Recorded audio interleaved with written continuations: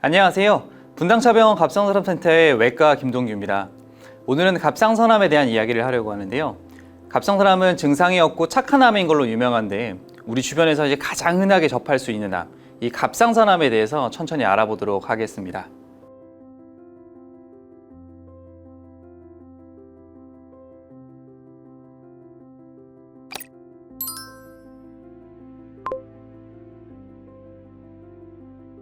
먼저 갑상선암에 대해 알아보기 전에 이 갑상선이 무엇인지, 우리 몸에서 어떤 역할을 하고 있는지 알아보겠습니다. 이 갑상선은 좌우 대칭 나비 모양으로 일반적으로는 겉에서 잘 보이지는 않습니다. 외래에서 보통 이 턱 아래에 있다고 생각을 많이 하시는데요. 생각보다 목 아래쪽에 위치하고 있습니다. 여기 바로 목접 한 2-3cm 아래쯤 있죠. 대략 15g 정도, 한 4에서 6cm 정도, 일반적으로 우리가 아는 그 위나 간, 폐 뭐 이런 기관보다는 작지만 실제 우리 몸에서 가장 큰 내분비 기관입니다. 갑상선 호르몬을 만들어서 저장해 두었다가 필요할 때마다 이제 혈액으로 분비해서 우리 몸에 이런 체온이나 에너지를 조절하고 호르몬 균형을 맞추는 이런 지휘자 같은 역할을 하고 있다라고 생각하시면 됩니다. 이 갑상선에 생기는 덩어리를 우리가 갑상선 결절, 혹, 종양 뭐 이런 다양한 이름으로 부르는데요. 이 갑상선 결절은 우리나라 사람의 한 절반 이상이 가지고 있고 굉장히 흔한 혹입니다. 이런 갑상선 결절은 크게 양성 결절과 악성 결절로 나뉘고, 이 중에서 악성 결절을 우리가 갑상선암이라고 부릅니다. 이런 전체 결절의 대략 5% 정도가 이런 갑상선암으로 진단되는데요. 이런 악성 결절은 양성 결절과 달리 크기가 커지면서 침윤, 즉 주변 조직으로 침범하거나 전이, 주변 임파선이나 뭐 뼈, 폐 이런 곳으로 전이를 하는 문제를 만들기 때문에 제거해 주는 것이 좋겠습니다. 아마도 갑상선암을 조금이라도 찾아보신 분들은 이제 갑상선암을 유두암, 여포암, 수질암, 역형선암 크게 4가지로 나눈다고 많이 들으셨을 겁니다. 한국인에게 생기는 거의 대부분의 갑상선암이 이 유두암과 여포암이고 둘 다 예후가 좀 좋은 특징을 가지고 있습니다. 이 반대로 이제 수질암과 역형성암은 비율은 좀 낮지만 이제 예후가 좀 안 좋은 그런 특성이 좀 있습니다. 오늘 말하는 내용은 대부분 우리나라 사람들이 가지고 있는 이 유두암과 여포암, 요거를 지칭한다고 생각하시면 될 것 같습니다. 갑상선암은 아무런 증상이 없고 이제 건강검진에서 우연히 발견되는 경우가 거의 대부분입니다. 많은 환자분들이 종양이 발견되면 이제 목의 이물감이나 뭐 목소리 변화, 뭐 기침, 가래 등의 증상과 연관시키는 경우가 좀 많지만 실제로 초음파나 CT 같은 촬영을 해보면 관계가 없는 경우가 거의 대부분입니다. 물론 밖에서 보일 정도로 결절이 커지거나 지속적인 목소리 변화, 그리고 호흡곤란 혹은 음식물을 삼키기 힘든 경우는 주저하지 말고 병원에 방문해서 상담을 받아보시는 게 좋겠습니다. 갑상선암은 기본적으로 초음파 검사를 통해서 결절이 첫인상을 본다고 생각하면 됩니다. 이 녀석이 괜찮은 녀석인지 나쁜 녀석인지를 확인을 하고 모양과 사이즈, 위치를 확인해서 필요시 새침흡입 검사와 비라프 유전자 검사를 통해서 이게 악성 결절인지 양성 결절인지를 확인하게 되는데요. 이 새침흡입 검사는 초음파 영상을 실시간으로 보면서 주사 바늘로 갑상선 결절의 이 세포를 빼내서 이 현미경으로 보는 검사라고 생각하시면 되시겠고요.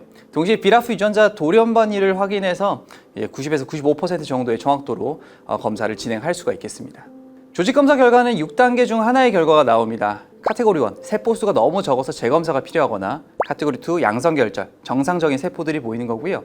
카테고리 3, 비정형 세포, 양성학이라고 하기도 애매하고 악성이라고 하기도 애매한 상태로 생각하시면 되겠습니다. 이 사이즈와 비라프 검사 결과를 참조해서 재검사를 하거나 혹은 진단적 수술을 하게 되겠습니다. 카테고리 4 여포성 종양은 이 여포 세포들이 막 증식한 모습을 보이지만 이 조직검사서로는 이놈이 괜찮은 녀석인지 나쁜 녀석인지 알 수가 없기 때문에 진단적 수술을 하게 되고요. 카테고리 5 악성 종양이 의심되는 단계, 카테고리 6 갑상선 암세포가 관찰된 상태라고 생각하시면 됩니다. 보통 외래에 오시는 환자분들이 이 조직검사 6단계와 이 초음파 검사상에 보이는 5단계를 굉장히 헷갈려 하시는데요. 초음파로 첫인상을 보는 5단계, 그리고 조직검사에서 보이는 세포의 형태에 따라서 6카테고리 다른 겁니다. 이젠 헷갈리지 마십시오. 이제 진단을 하고 어떤 치료를 할지를 결정을 할 겁니다. 우리 적극적 관찰과 수술 2가지가 있고요. 자, 환자분이 이제 갑상선암이 진단이 됐다고 생각을 합시다. 그럼 우리가 수술을 할지 말지를 결정할 겁니다. 과거에는 갑상선암이 진단됐으면 모두 수술을 했지만 최근에는 적극적 관찰이라는 옵션을 하나 더 가지게 되었습니다. 생각보다 갑상선암은 빠르게 자라지 않기 때문에요. 적극적 관찰은 치료를 하지 않는 것은 아니고 6개월에서 1년 간격으로 초음파로 갑상선암을 적극적으로 관찰해서 수술할 타이밍을 체크하는 치료라고 생각하시면 됩니다. 물론 이런 적극적 관찰을 하려면 몇 가지 조건을 충족하는 게 좋습니다. 나이가 많거나 종양의 개수가 적고 임파선 전이가 없는 상황에 종양의 위치 및 크기가 좋아야 합니다. 이 적극적 관찰을 할 수 있는 이상적인 환자가 있는 반면에 적극적 관찰을 하면 안 되는 환자도 분명히 있고, 물론 그 사이에 있는 환자들도 분명히 있습니다. 이는 전문가와 상의해서 충분한 조언을 얻고 결정을 하시는 것이 좋겠습니다. 그 다음에 수술에 대해서 알아볼 건데요. 수술을 결정한다고 하면 CT나 MRI 같은 추가적인 영상 촬영을 통해서 수술할 범위를 결정을 하고, 필요시 수술 전 성대평가를 통해서 상태를 확인하고 수술을 진행하게 됩니다. 수술은 크게 목에 상처를 내는 수술과 목에 상처를 내지 않는 수술로 나눌 수 있는데요. 열어서 수술하는 방법은 기본적으로 오래전부터 해오던 수술 방법이 목 전방에 한 5, 6cm 정도 절개선을 넣고 수술하는 방법과 이 목 한쪽에 2에서 2.5cm 정도 절개선을 넣고 수술하는 이 최소 절개 수술 방법이 있습니다. 이는 환자분의 수술 계획 및 갑상선의 크기, 위치, 염증 정도에 따라 달라질 수 있습니다. 이 목에 상처를 내지 않는 수술은 대표적으로 이제 로브 갑상선 수술이 있는데요.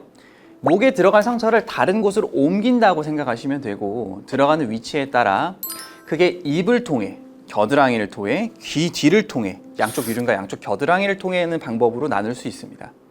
물론 요즘에는 좋은 로봇들이 많이 나와서 더 다양한 방법들이 있습니다. 각각의 수술의 방법의 장단점은 있습니다만 사실 뭐 큰 차이는 없기 때문에 결국 환자분들의 주치의가 가장 권고하는 방법을 선택하시면 되겠습니다. 저 같은 경우는 환자분의 갑상선의 크기, 그리고 갑상선 암의 위치 및 크기, 환자의 신체적 특징 등을 고려해서 구강 혹은 겨드랑이로 주로 수술을 해드리고 있습니다. 이제 수술 합병증에 대해서 알아볼 건데요. 대표적인 게 바로 목소리 변화죠. 갑상선의 뒤편에 있는 되도리우드 신경, 보통 목소리 신경, 성대 신경으로 잘 알려져 있는데요. 이 신경이 다치면서 생길 수 있는 증상이고, 한 1% 정도는 수술 중 신경이 잘리면서 발생하게 됩니다.